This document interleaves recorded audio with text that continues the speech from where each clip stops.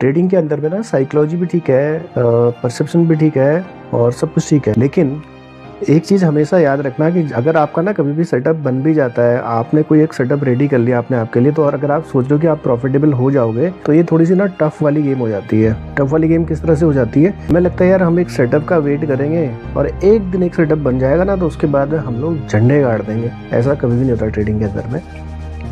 Trading में आपके setup के अंदर में लॉसेज भी आते हैं।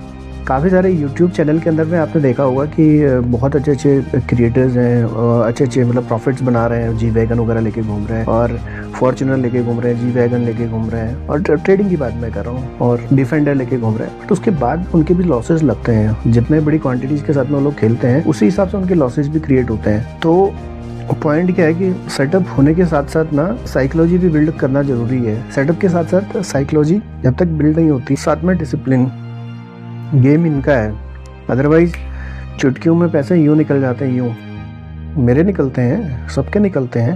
तो पॉइंट ये है कि हमें जब भी ट्रेड करना है साइकोलॉजी को प्रॉपर तरीके से समझ के काम करना है, साइकोलॉजी के ऊपर में बैठ के काम करना है। देखो सेटअप बना हुआ है और ट्रेड लगा रखा है।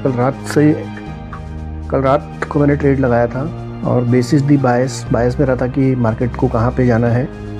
और देन उसके बाद में मार्केट के अंदर में एक्टिविटीज़ होती है। एक्टिविटीज़ क्या क्या होती हैं, जो चार्ट है, मार्केट का जो चार्ट है वो क्या क्या डिस्कशन करता रहता है। जो चार्ट होता है लोगों के माइंडसेट को दिखाता है किस तरह से, सपोज उसमें जो पैटर्न बनते हैं आपके, या किसी भी टाइम फ्रेम के अंदर में जो आपके पैटर्न बनते हैं, वहाँ पे लोगों की थॉट प्रोसेस के बीच में एक सिमेट्री आ जाती है कि अगर ये चार्ट बन रहा है तो यहाँ पे मैक्सिमम बायर्स इस तरह से सोच रहे हैं, रिटेलर इस तरह से सोच रहे हैं, या एसएमसी किस तरह से सोच रहे हैं, रिटेलर किस तरह से सोच रहे हैं। इसमें बड़ा फर्क पड़ता है। रिटेलर का क्या होता है, उनके पास में लार्ज क्वांटिटीज होती है और उनको ज़्यादा उनके पास में लिक्विडिटी चाहिए होती है। लिक्विडिटी क्या होती है, आपके स्टॉप लॉसेज हो गए, मेरे स्टॉप लॉसेज हो गए, जितने भी रिटेलर हैं उनके स्टॉप लॉसेज। तो जो पैटर्न क्रिएट करे गए हैं, ऐसा नहीं कि हर पैटर्न पे लोग ट्रैप कर रहे हैं, बट जब भी एसएमसी मार्केट के अंदर में घुसेंगे तो आपको उनके फुटप्रिंट अपने आप दिख जाएंगे।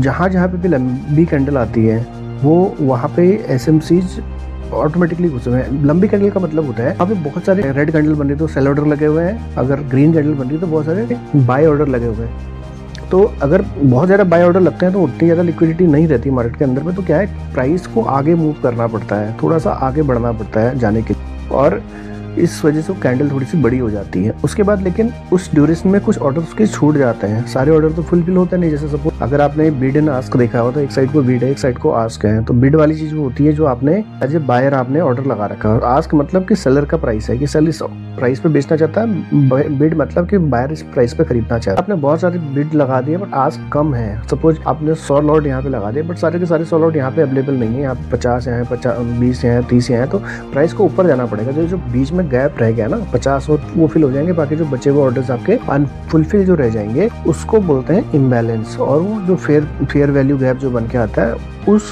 गैप की वजह से मार्केट मूव करती है। उस गैप को फिल करने के बाद अगेन फिर देन एसएमसी की डायरेक्शन में जाती है। तो एसएमसी क्या करती है उस पॉइंट पे, ये जो ऑर्डर्स लगे हुए हैं उन ऑर्डर्स को फुलफिल करने के लिए मार्केट को धीरे धीरे नीचे आना पड़ता है। तो एंड देन जैसे ही वो ऑर्डर सारे फुलफिल हो जाते हैं उसके बाद मार्केट फिर रॉकेट बन जाता है उस डायरेक्शन में। तो ये एक्यूमुलेशन, मैनिपुलेशन एंड डिस्ट्रीब्यूशन का गेम है। रियल में ये हो रहा होता है कि देखो टर्म्स कोई भी बोलता है, अगर आप टेक्निकली उसको समझोगे ना, टेक्निकली हो क्या रहा है कि यहाँ पे कहाँ पे आपको एंट्री करनी है, तो वो मार्केट में काम करना और आसान हो जाता है। और वही चीज़ें आपका सेटअप बन के आती हैं। हर किसी की एक अपनी अपनी साइकोलॉजी है मार्केट के अंदर में काम करने की, लेकिन मार्केट को अंडरस्टैंड करना बहुत जरूरी है।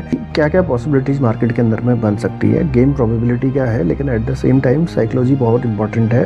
तो ये सब चीज़ें बहुत ज़रूरी हैं। Just out of context trade करते करते ध्यान में आया कि ये सब बातें आपके बीच में रखूँ। ट्रेड पैरेलली चल रहा है अपना यहाँ पे। चलते हैं नेक्स्ट वीडियो के अंदर में।